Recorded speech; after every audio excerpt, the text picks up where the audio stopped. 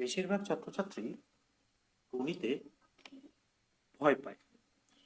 তো এই গণিত ভীতি কাটানোর জন্যই আমি একটা ভিডিও বানিয়েছি, যেটা নাম দিয়েছি পরিমিতির আড্ডায়। তো এই পর্বে মূলত চতুর্ভুজ সংক্রান্ত যেসব আলোচনা আছে সেই ব্যাপারগুলো এখানে করা হবে। তো আজকে ক্ষেত্রফল সংক্রান্ত কিছু আলোচনা করব। তো ক্ষেত্রফল বলতে কি বোঝায়? ক্ষেত্রফল হচ্ছে এই যে আয়তক্ষেত্র দেখা যাচ্ছে, এই আয়তক্ষেত্রের মাঝখানে কতটুকু জায়গা আছে সেটাই ক্ষেত্রফল। শুধু আয়তক্ষেত্র নয়, যদি বৃত্ত বলা হয় বৃত্তের মধ্যে কতটুকু জায়গা আছে, সামান্তরিক বলে সামান্তরিকের মধ্যে কতটুকু জায়গা আছে, সেটাই হচ্ছে ক্ষেত্রফল।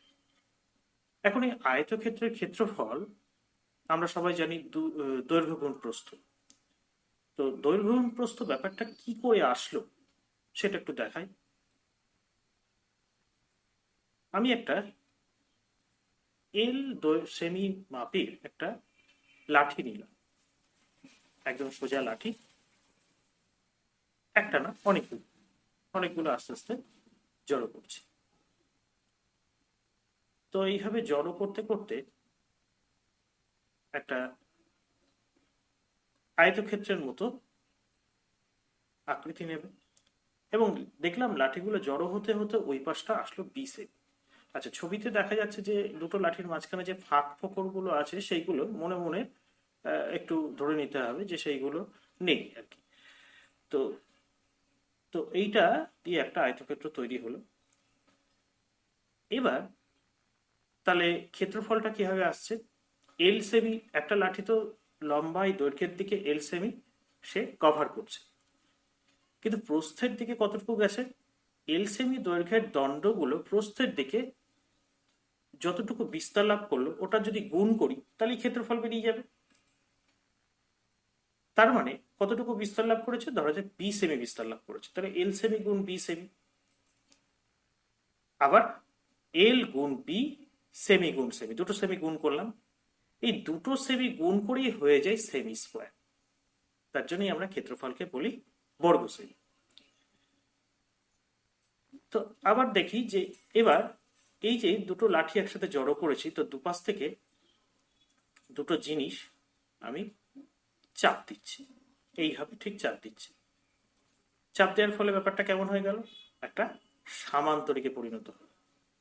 তো সামান্তরিকে পরিণত হলো ঠিক আছে, কিন্তু এখান থেকে দেখা যাচ্ছে কোনো লাঠি কিন্তু বাদ যায়নি বা লাঠি কিন্তু সরানো হয়। তার মানে কি? আগের আয়তক্ষেত্র থেকেই সামান্তরিকটা এসছে, তার মানে আগের আয়তক্ষেত্রের যা ক্ষেত্রফল ছিল এই সামান্তরিকের ক্ষেত্রফল তাই হবে। কত হবে? এল গুণ বি হবে। কিন্তু ব্যাপারটা একটু অন্যভাবে দেখায়, আরেকটু অন্যভাবে দেখায়। ধরলাম আমি লাঠিগুলো জড়ো করে আবার একটা আয়তক্ষেত্র বানিয়েছি।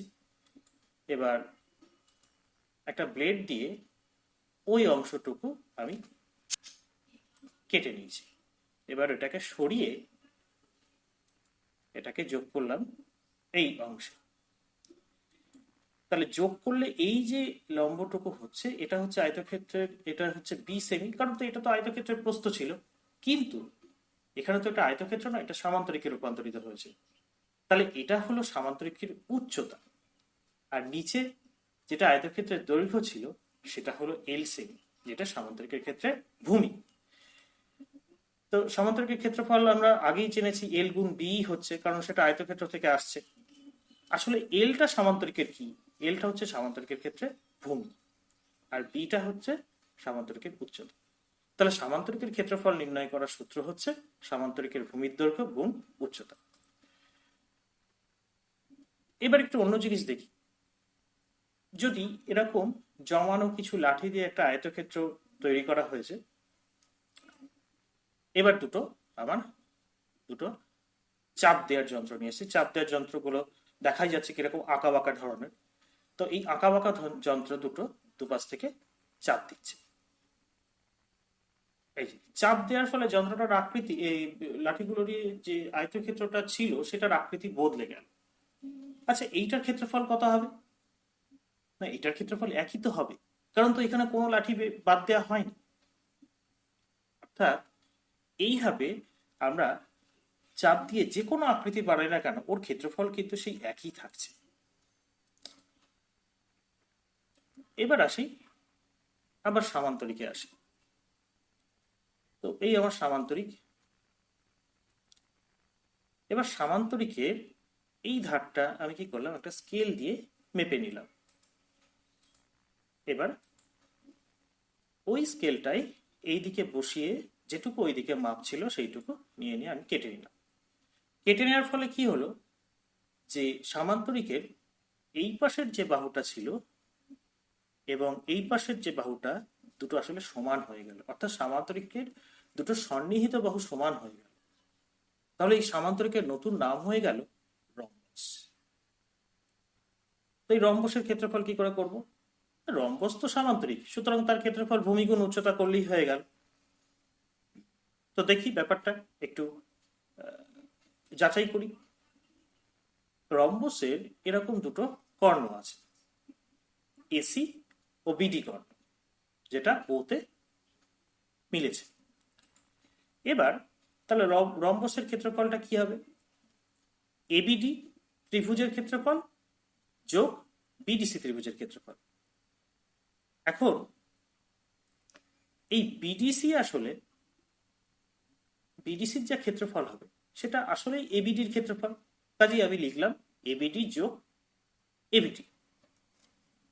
তো এবিডির ক্ষেত্রফলটা আমরা দেখতেই পাচ্ছি, আগেই বার করা হয়েছে, এই যে এবি ভূমি, আর এটা তো আসলে উচ্চতা দেয়াই আছে। তাহলে আমার পেয়েছি হচ্ছে যেহেতু 2ABD, কাজেই আমরা পেলাম 2 গুণ এবিডির ক্ষেত্রফল হাফ ইন্টু ভূমি ইন্টু উচ্চতা, কাজে এটা পেলাম এবং 2 2 কেটে গেল। তাহলে দেখা যাচ্ছে যে আমরা পেলাম হচ্ছে সেই ভূমি গুণ উচ্চতাই আমরা পেলাম। আবার এই রম্বসের ক্ষেত্রফলটা আর একটু অন্যভাবে বিচার করা যায়। যেমন এই যে রম্বসের দুটো কর্ণ পরস্পরকে 90 ডিগ্রি কোণে ছেদ করে। এদিকেও 90 ডিগ্রি কোণে ছেদ করছে, এদিকেও 90 ডিগ্রি কোণে ছেদ করছে, এদিকেও 90 ডিগ্রি কোণে ছেদ করছে। তাহলে রম্বসের ক্ষেত্রফল কি আসবে? এই আগের মতোই এবিডি ত্রিভুজ যোগ বিডিসি ত্রিভুজ। তাহলে এবিডির ক্ষেত্রফল কি হবে? হাফ গুণ এও গুণ ডিবি প্লাস হাফ গুণ ওসি গুণ ডিবি। এবার পরের লাইনে হাফ ডিবি কমন হয়ে গেল, ব্র্যাকেটে থাকলো এও যোগ ওসি, এও যোগ ওসি। এখন এও আর ওসি এরা তো আসলে এসি, তার জন্য এসি হয়ে গেল। তার মানে কি হাফ ডিবি হচ্ছে একটা কর্ণ, এসি হচ্ছে একটা কর্ণ। আমরা বলতে পারি রম্বসের ক্ষেত্রফল হচ্ছে হাফ ইন্টু কর্ণ, তার গুণফল।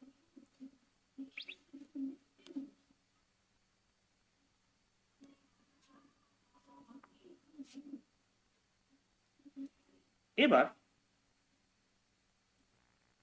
আবার সামান্তরিক নিলাম। তো এই সামান্তরিকের দৈর্ঘ্য, মানে একদিকের দৈর্ঘ্য এ সেমি, একদিকের এইচ সেমি, আর এইটুকু বি সেমি, তাহলে বাকিটুকু নিশ্চয়ই এ মাইনাস বি সেমি। আর দুটো সামান্তরিকের সমান্তরাল বাহুদ্বয়ের মধ্যে দূরত্ব হচ্ছে এইচ সেমি। এবার এই ত্রিভুজটা ওই সামান্তরিক থেকে কেটে নিলাম। আচ্ছা, ত্রিভুজের ক্ষেত্রফল কত হবে? হলুদ রঙের ত্রিভুজের ক্ষেত্রফল দেখো, ত্রিভুজের ভূমি হচ্ছে এ মাইনাস বি সেমি আর উচ্চতা হচ্ছে এইচ সেমি, আগেই বলে দিয়েছি। তাহলে হাফ ভূমি ইন্টু উচ্চতা ত্রিভুজের ক্ষেত্রফল হলো। আর এই পাশের এই ক্ষেত্রটার নাম হচ্ছে ট্রাপিজিয়াম। ট্রাপিজিয়ামের ক্ষেত্রফল তাহলে কি হচ্ছে? আগে তো এটা সামান্তরিক ছিল, সামান্তরিক থেকে ত্রিভুজটা বাদ দেওয়ার ফলে ট্রাপিজিয়াম তৈরি হয়েছে। তাহলে সামান্তরিকের ক্ষেত্রফল বিয়োগ ত্রিভুজের ক্ষেত্রফল। সামান্তরিকের ক্ষেত্রফল আগেই জানি যে ভূমির দৈর্ঘ্য গুণ উচ্চতা মাইনাস ত্রিভুজের ক্ষেত্রফল, সেটা আমরা করলাম। এবার হাফ এইচ কমন নিলাম, প্রথমটা থেকে জোর করে কমন নিলে থাকছে কি? 2a থাকছে বিয়োগ a মাইনাস বি। এখন 2a থেকে a বাদ দিলে a থাকবে, তাহলে half H into a plus B. অর্থাৎ আমরা সামান্তরিকের ক্ষেত্রফল হিসেবে পেলাম যেটা, এই ট্রাপিজিয়ামের ক্ষেত্রফল হিসেবে যেটা পেলাম সেটা হচ্ছে সমান্তরাল বাহু দুটোর মধ্যে দূরত্ব হাফ ইন্টু সমান্তরাল বাহু দুটোর মধ্যে দূরত্ব, সমান্তরাল বাহু দুটির সমষ্টি। তাহলে আজকে যে শিখলাম সেটা হলো সামান্তরিকের ক্ষেত্রফল মানে সমান্তরাল বাহু দ্বয়ের মধ্যে দূরত্ব কোণ ভূমি। 2, রম্বসের ক্ষেত্রফল মানে হচ্ছে সূত্র হচ্ছে হাফ ইন্টু কর্ণদ্বয়ের গুণফল।